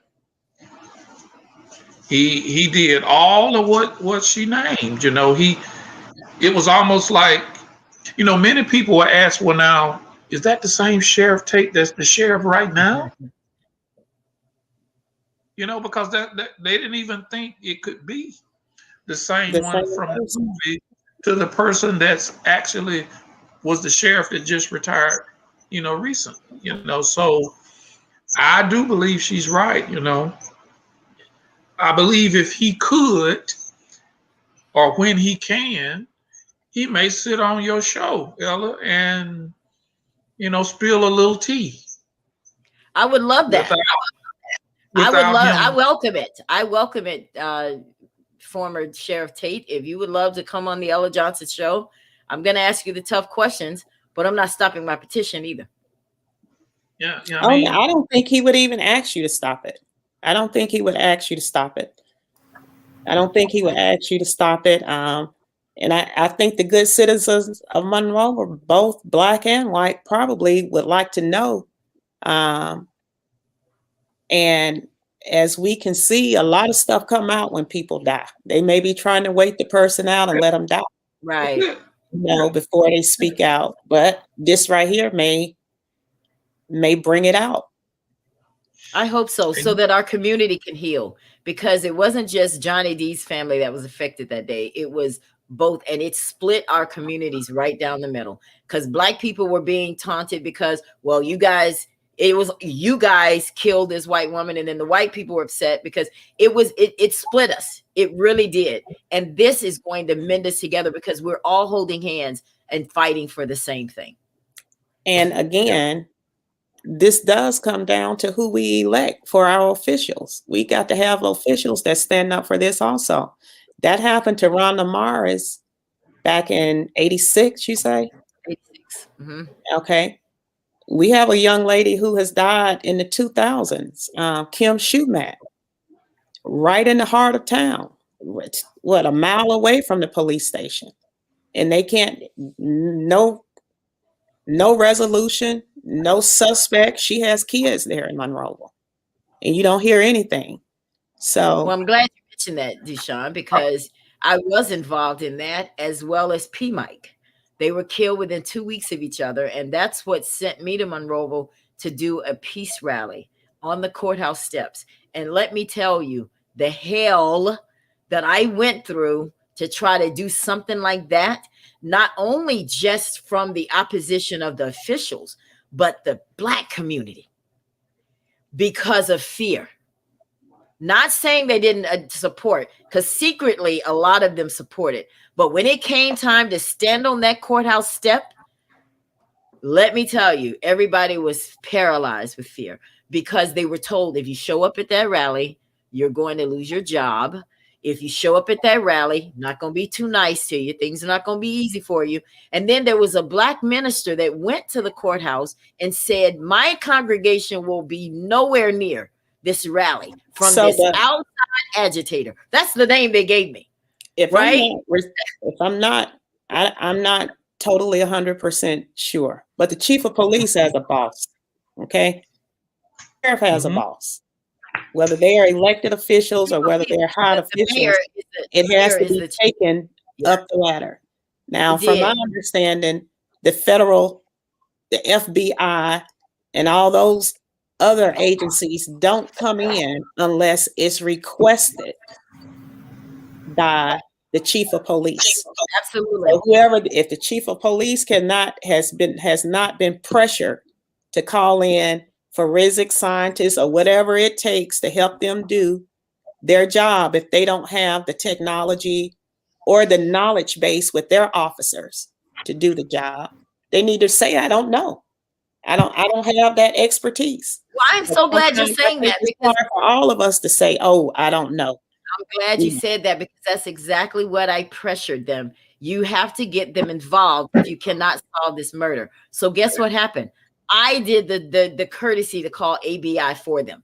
And I told ABI, listen, they're having some problems down there in Monroeville. They're not able to solve this Shumack, crime and P Mike back to back. What's going on? Well, they showed up and they were turned around. We don't need your help. So you're right, Alan. It's time to let the cat out of the bag. We have to. It's time to let the cat out of the bag. They will continue. All of this will continue. Nobody wants to ruffle anybody's feathers to be better.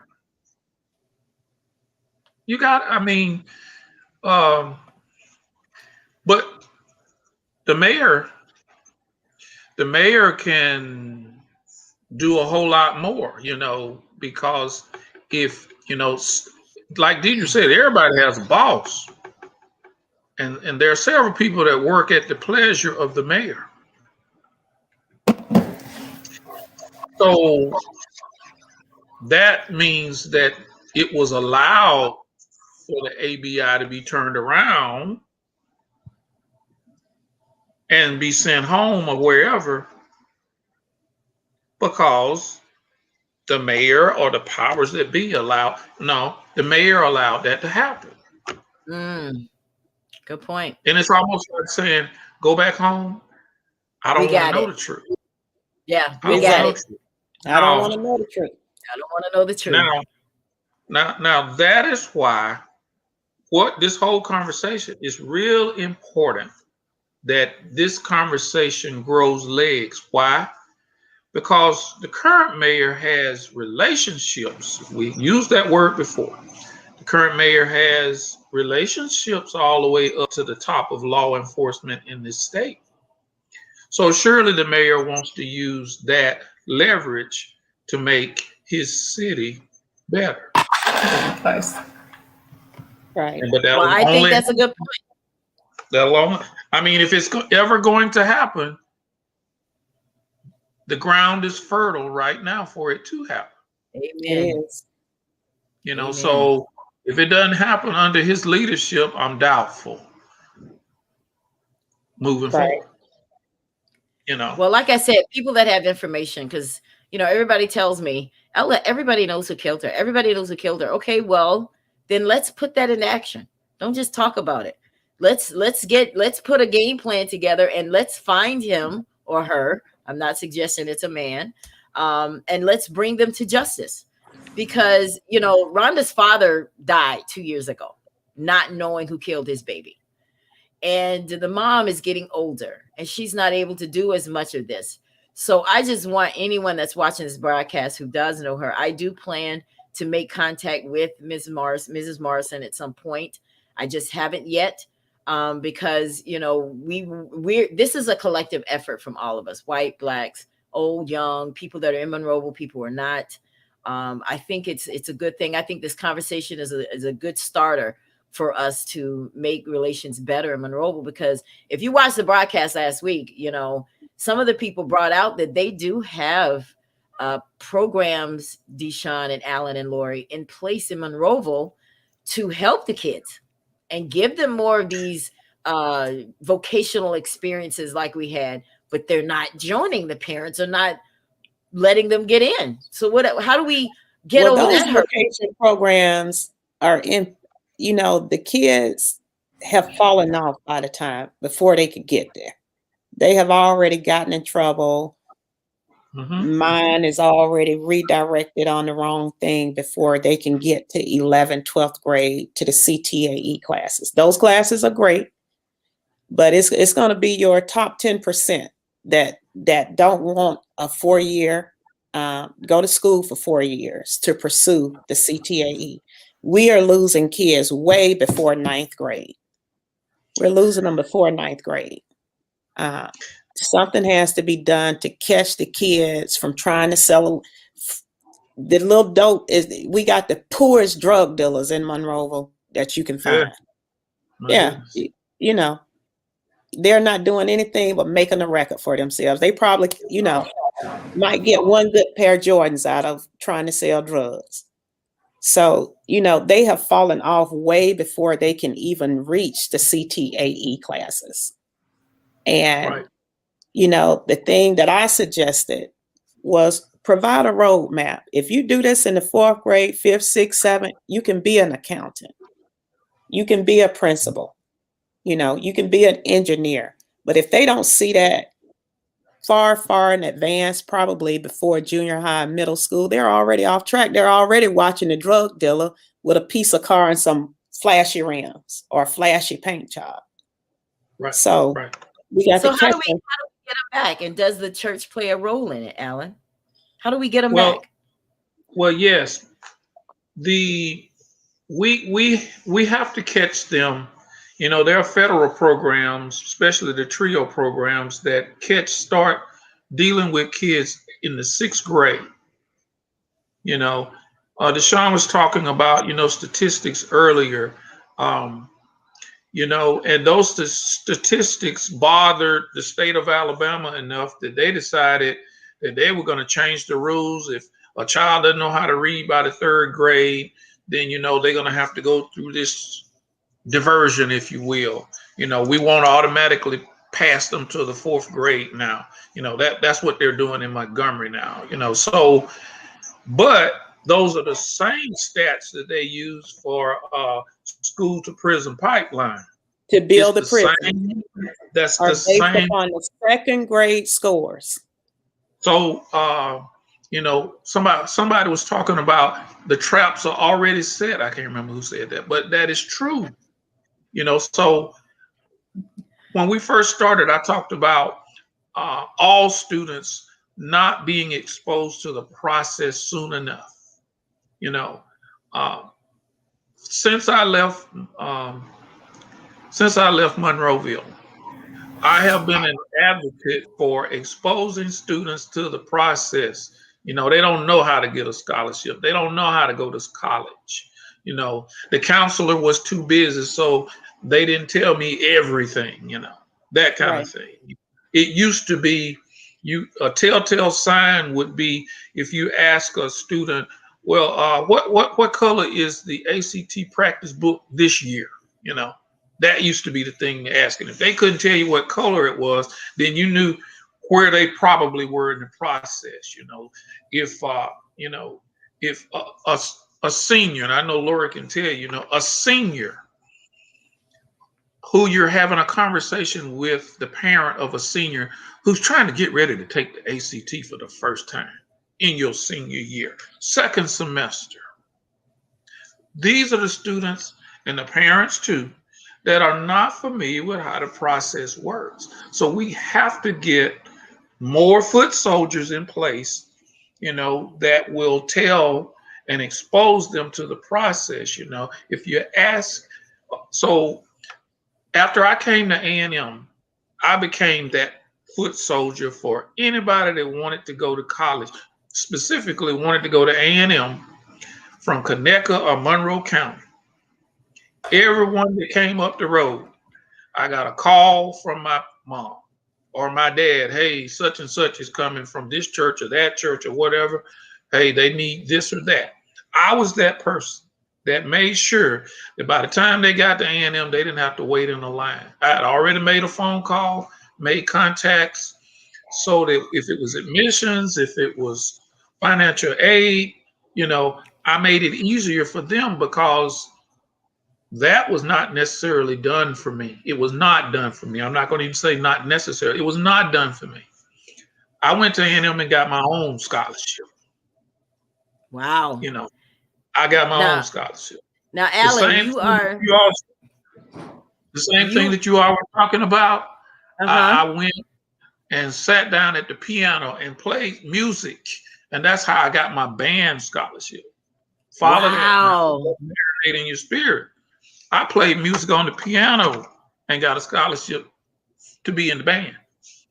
Impressive. You Impressive. know, so but it all the process, you know, a lot of us in the 80s, we were not exposed to the process, you know. We didn't know the process. And just like Kim says, Monroeville did. We ran to the hill, and they wonder Mhm. how a lot of us, when we left and went to A&M, why didn't we come back? Well, it goes right back to something I said earlier. Y'all not ready for us to come back. That's what you'll hear.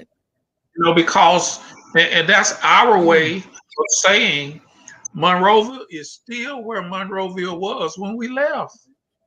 Ooh. Yeah. We are not where we live and where you live, where all of us live. There's a McDonald's on every corner. And so now here we are in 2021 and we're still talking about the McDonald's. That is sad. That's sad. I agree. That's sad. Well, Alan, you're retired. You're retired now. So right. It's open. I think you're ready to go back now and just get something started, maybe. I don't know. Right. Don't be surprised if you hear that I showed up at a city council, because it really does tickle me. Tell me when you're going. I would love to go. I would be right really, there. Okay. I would go. It really does tickle me when I read the Monroe Journal and you got city council persons and you got county commissioners and they're talking about what they have done. And then when you look at it, you're like, huh, what is that? We still don't have a theater since the 70s. Yep. Are we going to be the next Tuskegee that can't maintain a Walmart? What's going to happen if Walmart closes? Lots of jobs. They have let Walmart run out several stores. Yes. What's going to happen?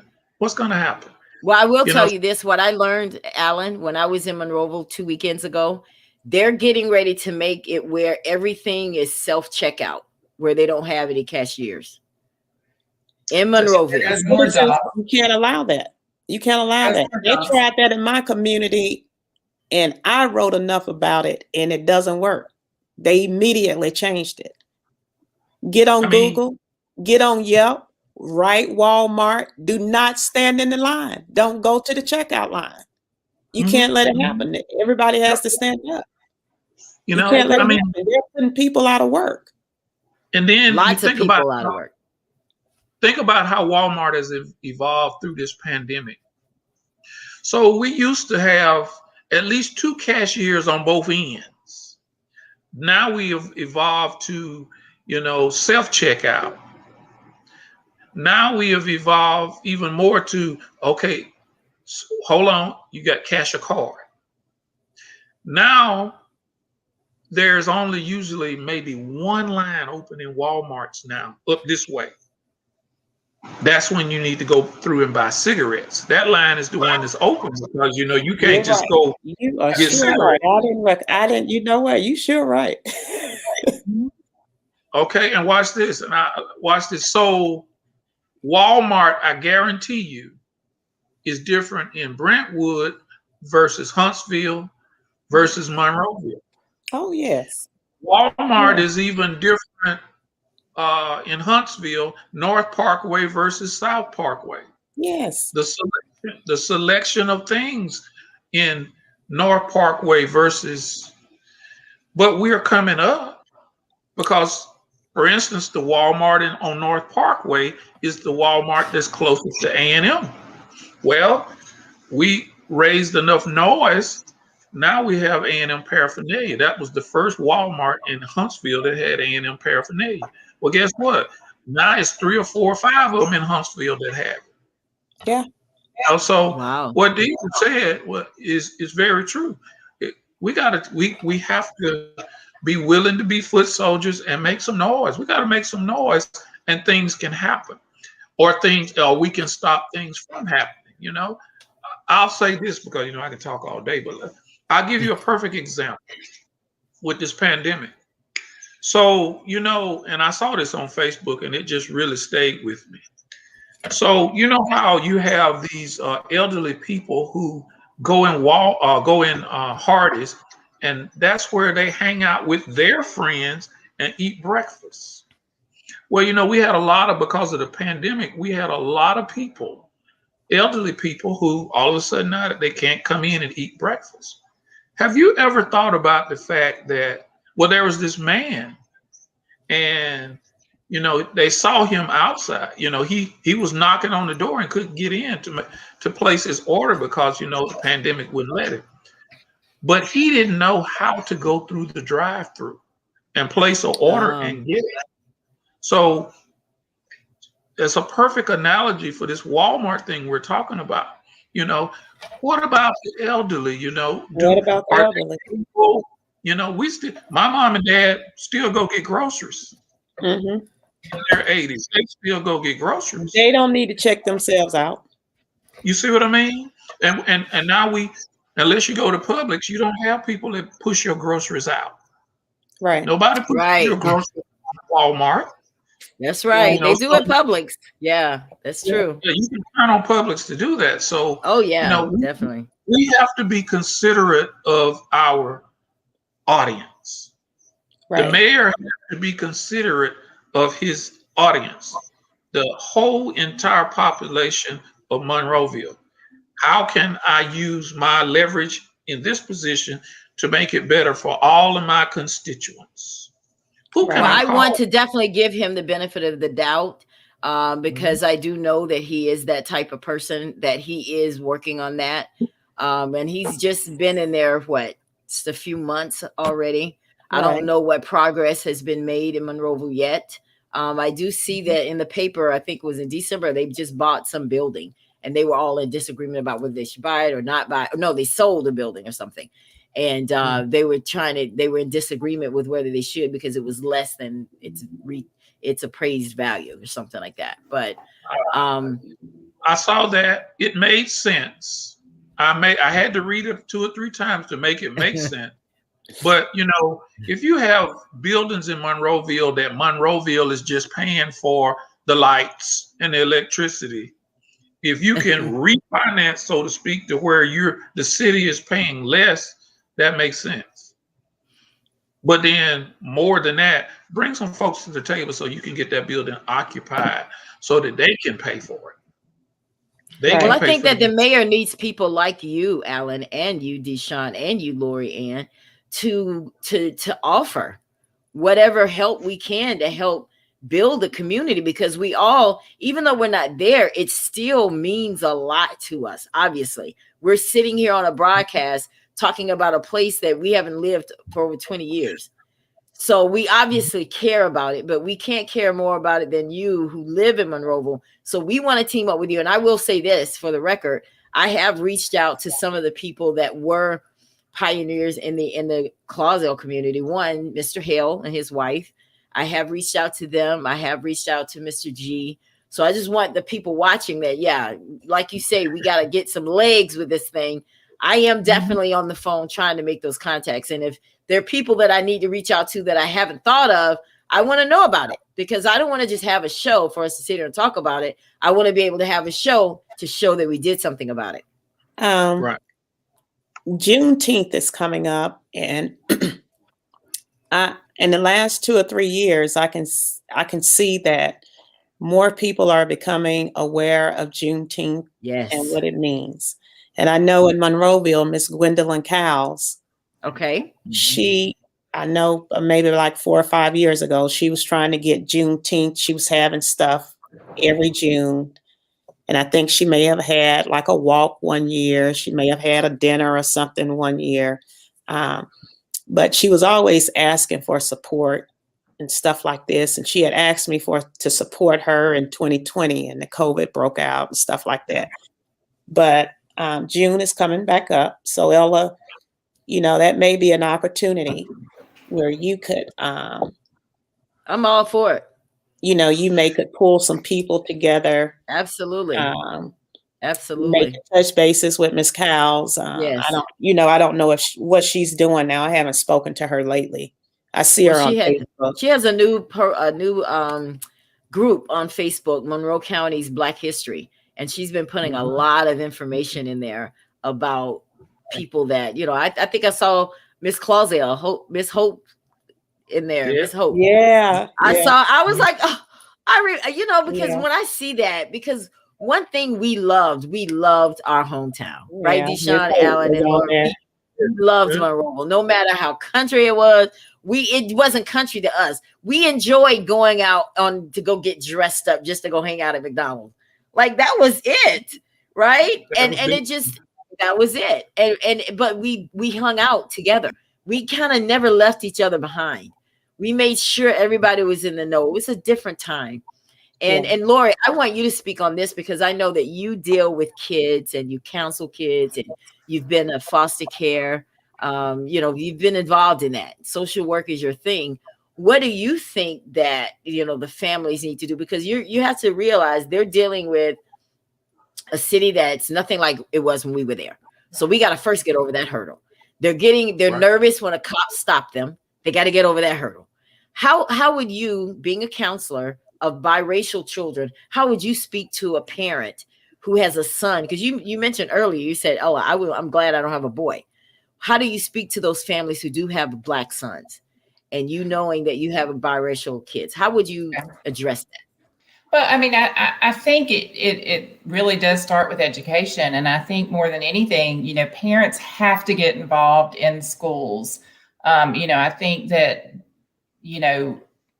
just somehow building that relationship between the teachers, the principals, the education, and the parents, and just getting them to come together. Because I just remember our parents went to PTA meetings or PTO meetings, and they were very involved in things. And I just think now it's just so difficult to get people to to get parents involved in their kids' education from such a young age. And if the kids see that their parents are involved and are participating, I think that helps build education.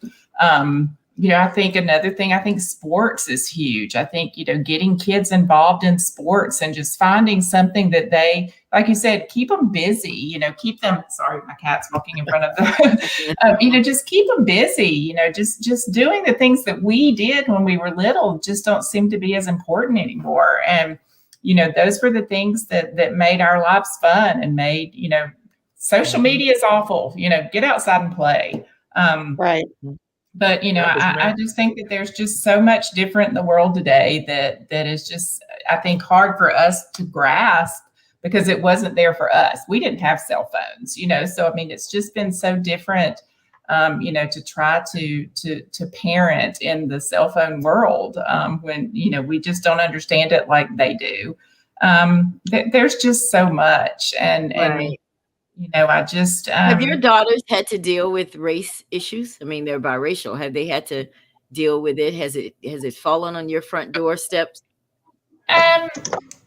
Probably not in Brentwood. I mean, it's not here, other than neither one of my girls dated in high school. And I don't know if that's because nobody would ask them out because they were Black. I don't know, but that was a real interesting, I think, thing that I look back on. And, I remember Logan saying that, one of her friends used to say, "You're the prettiest Black girl out there." It's just like, why do I have to be the prettiest Black girl? Why can't I just be like the prettiest girl, that you've ever met? But, just where we live right now is just a very white area. And so, I feel like I didn't prepare them enough for now that they've gone off to college and they're having to, kind of learn their way around the real world. And, it's just so, Different. It's just, yeah, it's just different. It's Right. So Travis Well, Black is saying, so what can be done to reopen the Rhonda Morrison murder case? Well, Travis, we need for enough people to sign the petition so that, because the petition right now, the recipient is the Attorney General for Alabama. And we need enough people to sign that petition so that we can be credible when we go and say, look, this is a 34-year-old case. No one ever paid. No one has ever been charged for the murder of her that were credible that actually did it. And we want, them to pay for this now. So can it be reopened? Of course it can be reopened. Medgar Evers, 30 years, I think it was, Alan. They reopened. They exhumed the body and did what they had to do. DNA, maybe there's something there that we can. Someone posted a message that it was pre-DNA when she was killed. So now with DNA, now we may have some advances, some things. Yeah. So we're really hoping, guys, because I really think this is going to be the beginning for everything. And I'm not just talking about it's going to solve the case and all that, but I think it's going to open a door for the African-American community in Monroeville. I really believe that, because I think that it's going to bring business to the town. I think you just never know what way God is going to use this, Alan. right. You never know how he's going to put it on the heart of these big businesses to now say, you know what, this town has been suffering. Let's do something. Let's put money. Let's pour money in there. Give these kids a chance. The people that want to be there, okay, great. I wanted to leave. I know I wanted to leave, but I don't knock the people that wanted to stay. And if they're going to stay and be there, be effective and make sure that the community grows. Because when I go through Clausdale, I'm just going to be honest, 100. I am just so hurt. I remember going through Clausdale, seeing Hale Store. We never had to leave the community for anything, right? Everything we needed was right there. Through Monroeville, period. It's just car wash. I mean, a lot of places to get your car washed. Yes, a lot of places to wash cars. That's true. McDonald's is still there. McDonald's is one thing that I would say, funny how we're talking about the McDonald's is still there, the one McDonald's. Okay, go ahead. But the opportunities for us to give our kids something to do is wide open.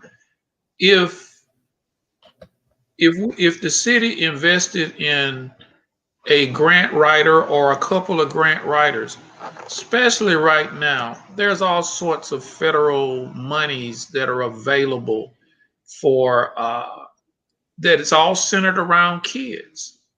All you have to do is have somebody that will write somebody who is experienced to write the grants. They could just be, there's so much beyond TRIO grants too. It would be smart for somebody there to write a TRIO grant. Alabama Southern already has a TRIO program there. If somebody would write the ETS grant, well, you missed it for this 5 years because it was due, I think maybe early March. But if somebody would write a grant similar to that, then that would expose these kids to the process. It would give them something to do. I know I have a friend there, what's her name? Deborah Allen, and she's trying to build a community center of sorts, gym, meeting place, over there on my side of town, kind of in Monroeville, really? Yes. Camp Yahweh, maybe I think is the name of it, and it's a brilliant idea. But we need to bring her on the show to talk about it. We need to bring her on the show. Sure. That is a great idea. Her idea they've had a groundbreaking. I don't know, the details of where she is with it now, but it's you'll be familiar with that. It's kind of like across the street from Mr. Charlie Stevens' store. Okay. And that's where that field used to be. Yeah. It's a brilliant idea, but the problem is support. There's got to be financial support. And so if a grant writer could do a whole lot for Monroeville. Well, I have a 501c3, so if there's anyone that can write grants, hook up with, because my Women at Work International is a bona fide 501c3 nonprofit. So Yeah. I am definitely open for that for sure. And that's important because a lot of these grants the funds need to be funneled through like a 501c3 Yes. or a 2-year college, Yes. Absolutely. because Or church. Or Church church. can get grants for pre-K. Mm-hmm. So we have so many options, guys, but guess what? Our time is way up. You notice none of you guys said Ella. You said this was an hour show. But you see how this was so necessary? We got all into it. And you don't do that unless you genuinely care. Right. So I really thank you guys. And for those of you that are watching, you guys will be happy to know we're going to all be back right here again tomorrow night. Right? Yes, ma'am. Okay. So Ella, you may need to circulate some type of paper copy for those people who are not internet savvy of your petition. Okay, Some gotcha. type of hard copy. I will do that. I'll do that tonight. I will. I like what you just said, because you said the word paper. A lot of the reasons why the real word doesn't get out is because of the paper. Right. The Monroe Journal will print what the Monroe Journal will print. Right. Yeah, I So know. I've been trying to get the Monroe Journal. Yes, I put you on blast. Been trying to get them to print this story, but I'll go around them. It doesn't matter to me. I will get it out there. Yeah. So, they print what they want to print. Right. That's true. And that's not fair, because this is news. People need to know I'm Monroe. It might make some stuff come out. It might even bring the killer. I might interview the killer one day on the show and not even know it. Yeah, he may be working. I'll get him to confess. I'm like, you did it. You did it. You did it. But anyway, guys, we're going to get out of here. I want to thank everybody. Does anyone have to say anything before we get out of here tonight? Because we'll save it all for tomorrow night. But I want to thank all of you so much for tuning in to the Ella Johnson Show. Nice to meet you, Lori. Good to see you, Alan. You too.